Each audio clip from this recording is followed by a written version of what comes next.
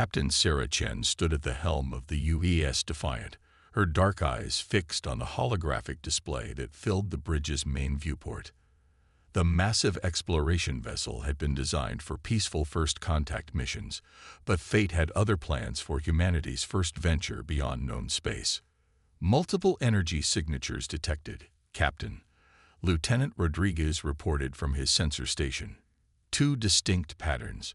One matches nothing in our database, but the other. He paused, fingers dancing across his console. The other appears to be using quantum gravimetric drives, similar to theoretical models from the Perseus Institute. Chen's jaw tightened. The Defiant had tracked a mysterious distress signal to this remote star system, following its faint pulses through 3 weeks of faster-than-light travel. Now they'd found its source, and walked into what appeared to be a full-scale space battle. Visual confirmation. Commander David Park announced, his tactical display springing to life. The image showed dozens of crystalline vessels, their surfaces refracting starlight like faceted diamonds, engaged in combat with sleek, organic-looking ships that seemed to flow through space like liquid mercury. The crystalline ships are heavily damaged, Park continued. They're the source of the distress signal. The others, he shook his head. They're methodically hunting them down. Chen watched as another crystalline vessel shattered under concentrated fire, its crew's final moments broadcast across all frequencies in a language no human had ever heard before. The Defiant's translation matrix was working overtime, trying to decipher the alien communications. Orders, Captain, Park asked quietly. First contact protocols are clear about involving ourselves in alien conflicts. Chen's fingers drummed against the command chair's armrest. Yes, the protocols were clear: observe, document, and avoid interference. Humanity's first steps into the galactic community needed to be careful ones. But as she watched another crystalline ship die, its crew's desperate pleas echoing across the void, she knew she couldn't just stand by. "Mr. Rodriguez, what's the status of our quantum shielding?" she asked. "Operating at 100%, Captain. The new metamaterial layers are untested in combat, but simulations suggest they should hold." Chen nodded. The Defiant represented humanity's finest achievements, a perfect fusion of theoretical physics, experimental engineering, and human ingenuity. They'd built her to survive anything space could throw at them. Time to put that to the test. Commander Park, bring weapons online. Load the kinetic strike platforms and prepare the AMAT torpedoes. She straightened in her chair. "Ladies and gentlemen, we're about to rewrite first contact protocols." The bridge crew turned to look at her, a mix of excitement and apprehension on their faces. They'd trained for peaceful contact scenarios, for scientific missions and diplomatic exchanges. But they were also humans, and humans had never been able to watch a slaughter without trying to stop it. "Ms. Patel," Chen addressed her communications officer, "prepare a message in all known formats. Simple mathematical sequences, visual patterns, everything we theorized might work for first contact. Add this: we are humanity. We offer assistance. Cease aggressive actions, or we will be forced to intervene." "Message prepared, Captain," Patel confirmed moments later. "Broadcasting on all frequencies." The response was immediate. The Mercury-like ships broke off their attack, reorienting toward the Defiant. Their surfaces rippled like disturbed pools of liquid metal, reforming into configurations that bristled with weapon ports. "Multiple target locks detected," Park reported calmly. "They're charging weapons." "So much for diplomacy," Chen muttered. "All hands, battle stations. Mr. Park, deploy the kinetic screens. Ms. Patel, send positioning data to the crystalline ships. Let's hope they can understand tactical telemetry better than words." The Defiant's external layers shifted, thousands of microscopic plates realigning to form an overlapping defensive grid. Inside the ship, quantum stabilizers hummed to life, preparing to counteract the physics-bending weapons they might face. "Enemy vessels approaching," Rodriguez announced. "Energy readings are off the charts, like nothing we've ever theorized." Chen allowed herself a small smile. Show them what humanity brings to a fight. Mr. Park, you may fire when ready. The Defiant's first volley of kinetic strikes streaked across space. Simple tungsten rods accelerated to relativistic speeds by magnetic launchers. Against the Mercury ship's advanced energy shields, they proved devastatingly effective. The simple physical impacts overwhelmed defensive systems designed to handle energy weapons, punching clean through two of the attacking vessels. Direct hits, Park confirmed. Enemy vessels showing signs of internal damage. The crystalline ships are regrouping. They appear to be forming a defensive pattern behind us. Good. They can learn on the fly. Miss Patel, keep broadcasting. Let's hope we can end this without destroying everyone. Chen watched as the Mercury ships regrouped, their fluid surfaces rippling with what might have been anger or surprise. Humanity's first day in galactic politics, and we're already making waves. The battle that followed would be remembered as humanity's true introduction to the galactic community, not through careful diplomatic exchanges or scientific cooperation, but by doing what humans had always done best, standing up for those who needed help, even at great personal risk. The UES Defiant was about to show the galaxy that humanity's first steps into the cosmic ocean wouldn't be timid ones. As energy weapons began to crisscross space and the Defiant moved to protect its newfound allies, Captain Chen couldn't help but think that perhaps this was exactly how humanity was meant to make its debut. Not with careful words and diplomatic niceties, but with actions that showed exactly who and what they were. A species that would fight for what was right, no matter the odds. All hands, she broadcast shipwide. Let's show the galaxy what humanity can do. The UES Defiant shuddered as another energy blast from the Mercury ships impacted its quantum shields. In the ship's engineering bay, Chief Engineer Maya Patel worked frantically at her station, her hands flying over holographic controls as she redirected power through the vessel's experimental systems. Fascinating, she muttered, watching as the ship's adaptive armor reorganized itself at the molecular level. They're using some kind of phase-shifted plasma weapons, but our metamaterials are actually learning from each impact. Less fascination, more adaptation. Chief, Captain Chen's voice crackled through the comm. Can you give us more power to the kinetic launchers? Maya grinned, her eyes reflecting the dance of emergency lights. Captain, I got something better. Those impacts we've been taking. Our quantum sensors have been analyzing their weapon signatures. Give me 2 minutes, and I can retune our shields to match their phase variants. Up on the bridge, Chen watched as 3 more Mercury ships joined the attack. The crystalline vessels they'd come to protect had regrouped behind the Defiant, their own weapons proving largely ineffective against their attackers. But they were learning, adapting their attack patterns to complement the human ship's unusual tactics. Commander Park, Chen called out, status on those AMAT torpedoes. Armed and ready, Captain, Park responded, his fingers hovering over the launch controls. But at this range, the antimatter yield could damage the crystalline ships as well. Chen nodded grimly. The Defiant's antimatter torpedoes were their ultimate weapon, and potentially their most dangerous. A single miscalculation could vaporize friend and foe alike. Hold them in reserve. Rodriguez, what are you seeing on those sensor suites? Lieutenant Rodriguez's dark eyes narrowed as he studied his readings. The Mercury ships, Captain. They're not actually ships at all. They're more like colonial organisms. Each one is made up of billions of smaller units working in perfect synchronization. That's why our kinetic weapons are so effective. They're disrupting the colonial coherence. Colonial organisms. Chen's mind raced with the implications, like a swarm of insects forming a single entity. More like a living supercomputer made of self-repairing nanites, Rodriguez replied. And Captain, they're learning from every attack, adapting their structure to resist our weapons. As if to prove his point, the next salvo of kinetic rounds seemed to pass straight through one of the Mercury ships, its liquid metal form flowing around the impacts like water. Chief Patel, Chen called down to engineering. We could use that shield modification now. Just one more. Got it. Maya's triumphant voice filled the bridge. Quantum shields reconfigured. The next time they hit us, their own weapon frequencies should cascade back through their colonial structure.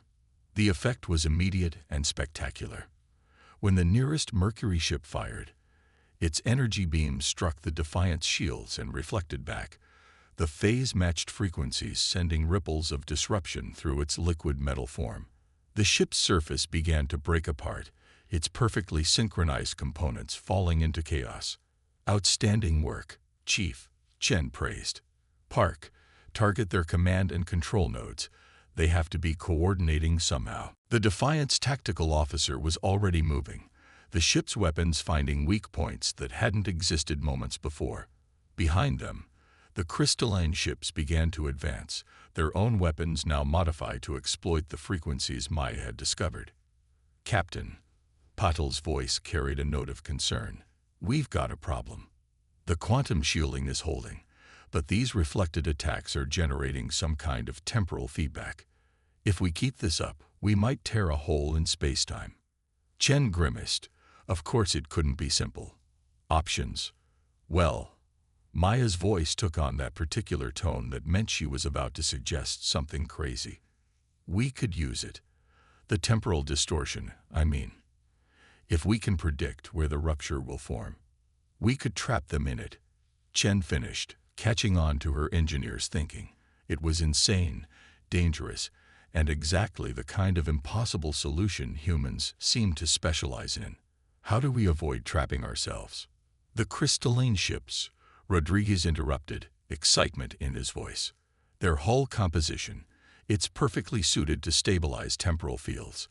If we can coordinate with them, create a resonance pattern. Chen smiled.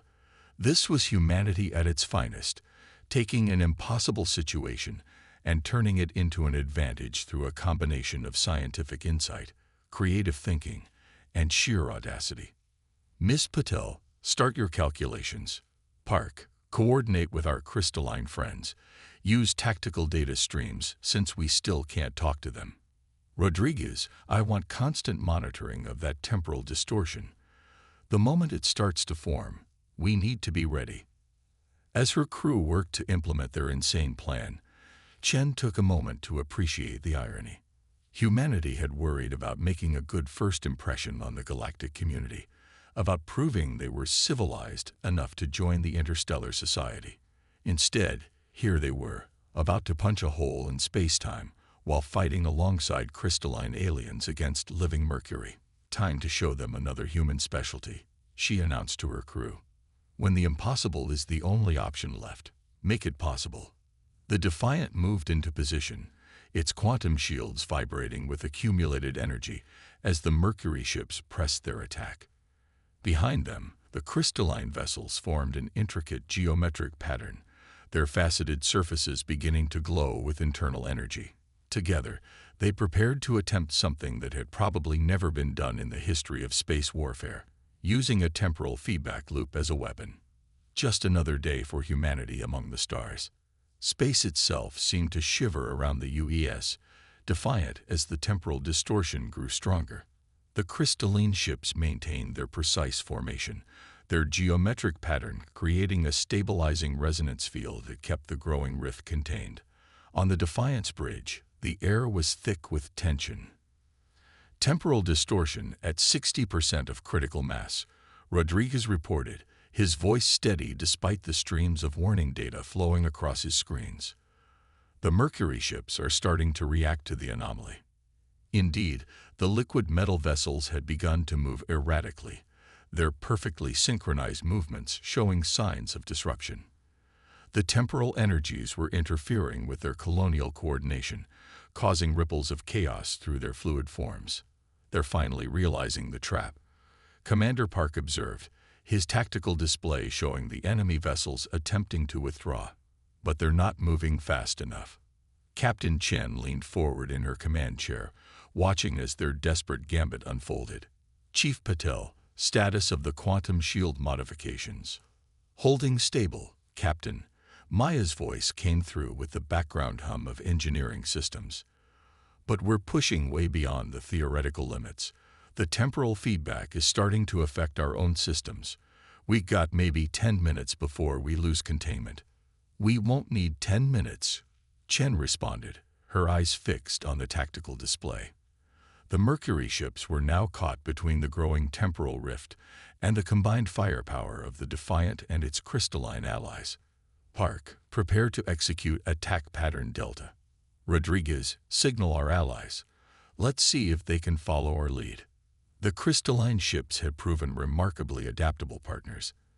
Despite the complete lack of verbal communication, they'd quickly learned to interpret and respond to the Defiant's tactical data streams.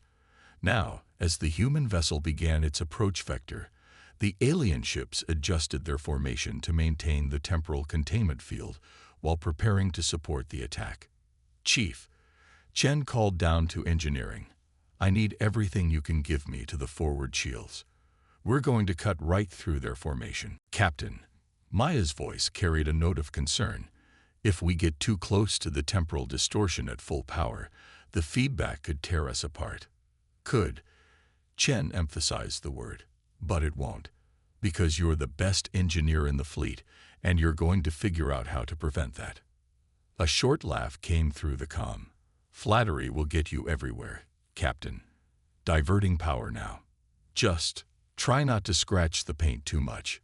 This is a brand new ship. The Defiant surged forward, its quantum shields glowing with accumulated energy as it accelerated toward the enemy formation.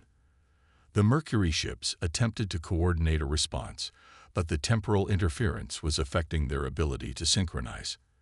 Their weapons fire became erratic, missing the human vessel entirely or dissipating harmlessly against its reinforced shields. Enemy vessels attempting to reform their colonial structure, Rodriguez reported. They're trying to adapt to the temporal effects, but the crystalline ship's resonance field is preventing them from achieving stable synchronization. Good, Chen nodded. Time to show them another human innovation.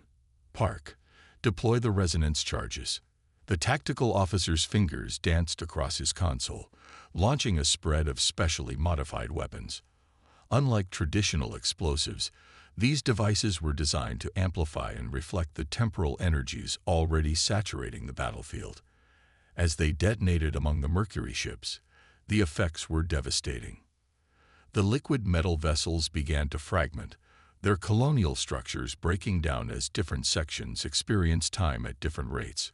Some portions seemed to freeze in place, while others accelerated through seconds or minutes and moments. The perfect synchronization that made them so formidable began to work against them. Temporal distortion reaching critical levels, Rodriguez warned. The rift is becoming self-sustaining. Now comes the tricky part, Chen announced. Chief, prepare to initiate a controlled quantum shield collapse. Park, coordinate with our crystalline friends. The moment our shields drop, they need to hit the rift with everything they've got. Captain, Park's voice held a note of concern. If we're off by even a fraction of a second, then we'll be scattered across several different time streams. Chen finished. But if we succeed, we'll collapse the rift and take out the enemy fleet in one shot. Sometimes you have to roll the hard six. The bridge crew shared knowing looks. This was why they'd volunteered for deep space exploration, not just to see new worlds and meet new species, but to push the boundaries of what was possible. To prove that humanity's greatest strength was its ability to attempt the impossible and somehow make it work. All hands.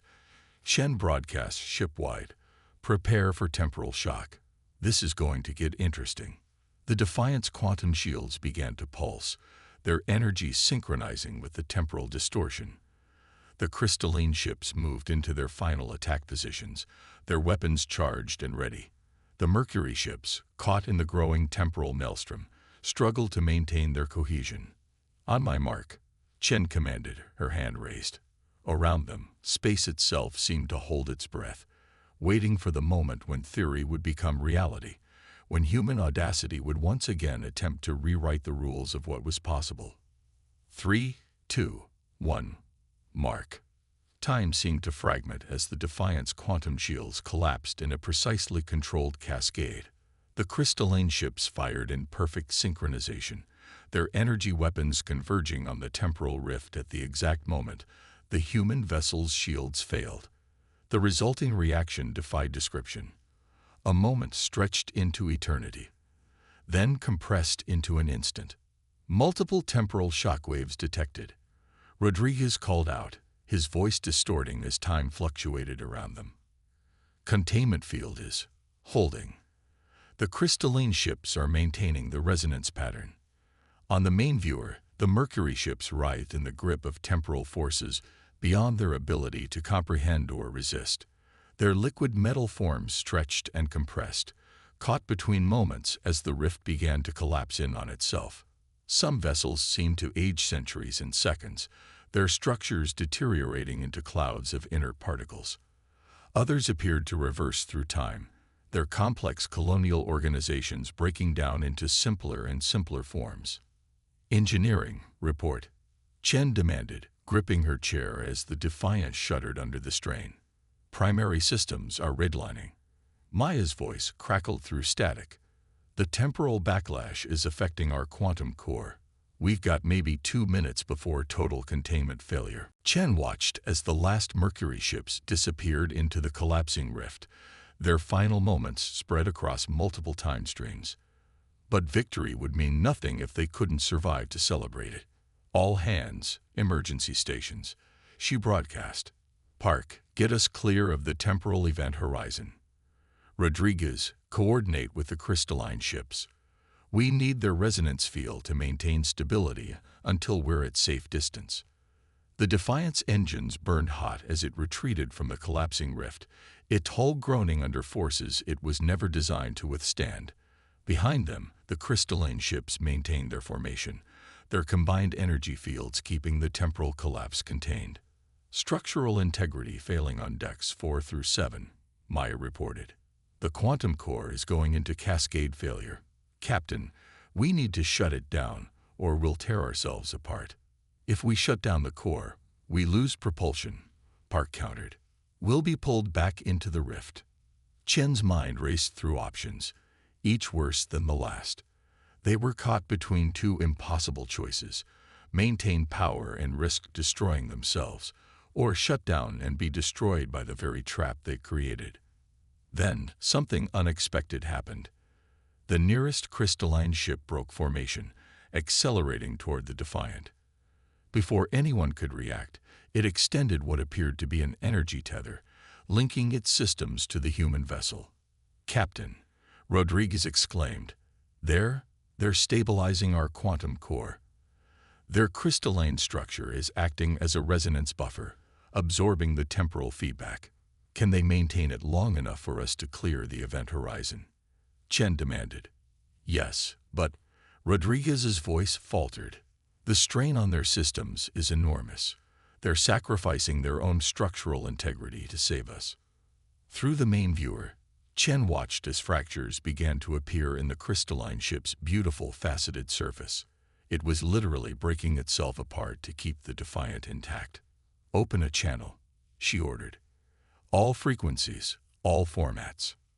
Channel open. Unknown allies. Chen spoke clearly and firmly. We cannot accept this sacrifice. There must be another way. The response came not in words, but in pure mathematical equations streaming across their tactical displays. The crystalline beings were showing them exactly what they were doing and why. The equations told a story of calculated sacrifice, one ship risking itself to preserve not just the Defiant, but the knowledge and understanding their two species could share. They're not just saving us. Maya's voice was filled with awe as she interpreted the data. They're using this connection to download their technical database into our systems, everything they know about space, time, and their own technology. They want us to have it, even if they don't survive. Chen felt the weight of command pressing down on her shoulders. This was first contact in its truest form, not just meeting new life, but understanding the depth of sacrifice one species would make for another, purely on faith in their potential together. Rodriguez, Download everything they're sending. Park, plot us a course out of here, but maintain our connection to their ship as long as possible. Maya, do whatever you can to minimize the strain on their systems. The next 3 minutes were among the longest of Chen's career.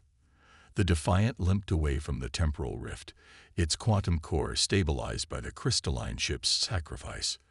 Behind them, the rift finally collapsed in on itself, taking the last traces of the Mercury ships with it. The remaining crystalline vessels maintained their containment formation until the very end, ensuring the rift closed completely. When they finally cleared the event horizon, the crystalline ship's energy tether dissolved. Its once beautiful surface was now webbed with cracks, its internal light flickering weakly. But it had survived, barely, and the Defiant's databases were now filled with technological and scientific knowledge beyond anything humanity had dreamed possible. Status report, Chen requested quietly. Quantum core stabilized. Maya reported. Hull integrity at 60%, but holding. All critical systems functional. And Captain, the data they sent us, it's incredible. They didn't just give us technical specifications. They gave us their history, their culture, their understanding of the universe itself. The ultimate first contact package, Chen mused. Delivered in the middle of a battle. The remaining crystalline ships approached cautiously, forming a loose circle around their damaged companion and the Defiant. New data streams began flowing between the vessels, not just tactical information now, but attempts at true communication. They're asking to establish a more permanent connection, Rodriguez reported. I think they want to talk about what happens next. Chen smiled tiredly. Tell them we're ready to listen. And send our own data package. Everything we can tell them about humanity. Let's show them they made the right choice in trusting us. As the two species began their first real dialogue, Chen couldn't help but think that this was exactly how humanity was meant to join the galactic community, not through careful diplomacy or measured steps, but by proving their worth through actions, innovation, and a willingness to risk everything to do what was right. 3 days after the battle, the UES Defiant floated in high orbit around a crystalline world that defied human imagination. The planet's surface was a vast geometric pattern of crystal formations, cities, and technology integrated seamlessly into the natural structures. In the Defiant's conference room, Captain Chen sat across from a being that looked like it was carved from living diamond. The universal translator, enhanced by the vast database of information the crystalline beings had shared, rendered their musical language into clear English.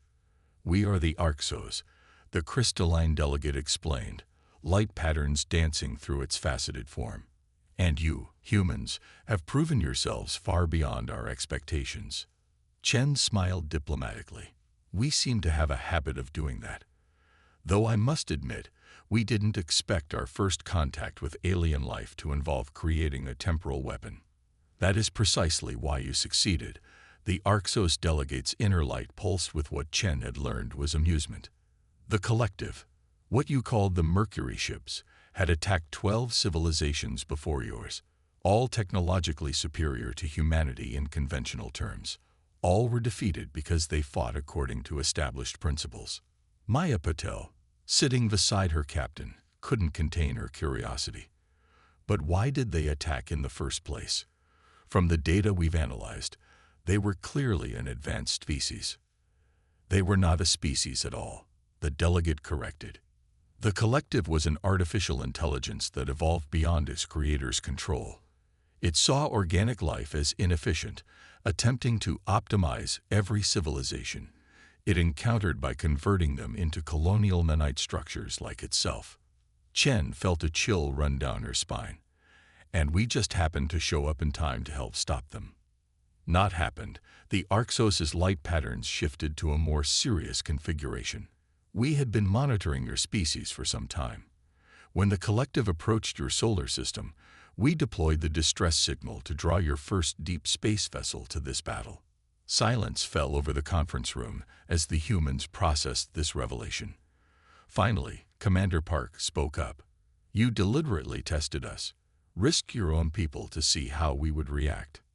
Yes, the Arxos delegate's answer was simple and direct. We needed to know if humanity was ready, not just technologically, but morally and philosophically. Would you intervene to help an unknown species? Would you risk your only deep space vessel to save others? Would you innovate and adapt in the face of superior technology? And what if we had failed? Chen asked quietly. Then we would have known humanity needed more time to develop. But you did not fail. You exceeded every parameter we had calculated. Your ship did not merely survive. It changed the rules of engagement. Your crew did not merely fight.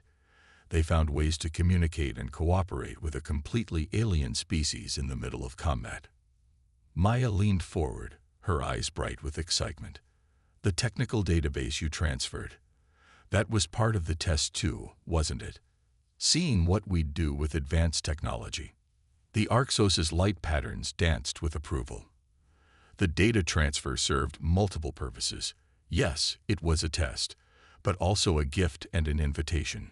Your scientists have already begun integrating our theoretical frameworks with your own unique approaches. The results are fascinating. Fascinating is an understatement. Maya agreed. Your understanding of quantum mechanics and temporal physics is incredible, but some of your engineers are already asking about our primitive kinetic weapons designs. Apparently, sometimes the simplest solution is one so obvious everyone else overlooked it. That, the delegate's inner light pulsed strongly, is exactly why we believe humanity will be such a valuable addition to the galactic community. You see possibilities where others see only established rules. You attempt the impossible simply because you have not learned it is impossible. Speaking of the galactic community, Chen steered the conversation back to diplomatic waters. I understand there's to be a formal introduction ceremony. Indeed, representatives from 27 spacefaring civilizations will gather to welcome humanity. Many are particularly interested in your species after viewing the battle recordings. It seems your reputation for doing the impossible has already begun to spread. Chen shared a look with her crew. Their mission had started as a simple deep space exploration, hoping to maybe find signs of alien life. Instead, they had fought a battle against eye-controlled nanite ships, formed an alliance with crystalline beings, and apparently impressed an entire galactic community. There will be challenges ahead, the Arxos delegate continued. The galaxy is vast, and not all species share our optimism about humanity's potential. Some fear your capacity for innovation, your willingness to attempt what they consider impossible. Let them, Chen replied with quiet confidence. Humanity has never let fear of the unknown stop us before. We'll face whatever challenges come our way, find solutions no one else thought possible, and hopefully make some friends along the way. And that, the delegate's light patterns formed what Chen now recognized as a smile, is exactly why we chose to make first contact through combat. Your species doesn't just survive challenges, you transform them into opportunities. You don't just make allies. You risk everything to protect them. The galaxy has grown somewhat stagnant in its thinking. Perhaps humanity is exactly what we all need. As the meeting continued, discussing the details of humanity's introduction to galactic society, Chen reflected on the incredible journey that had brought them here. Their first step into the cosmic ocean had been dramatic, perhaps even reckless by some standards, but it had proven something vital about humanity, that they were ready not just to join the galactic community, but to help shape its future. The UES Defiant had left Earth carrying humanity's hopes for peaceful first contact. It was returning with so much more: new allies, advanced technology, and proof that humanity's greatest strengths, creativity, determination, and the willingness to attempt the impossible, would serve them well among the stars. A new chapter in human history had begun, and the galaxy would never be quite the same.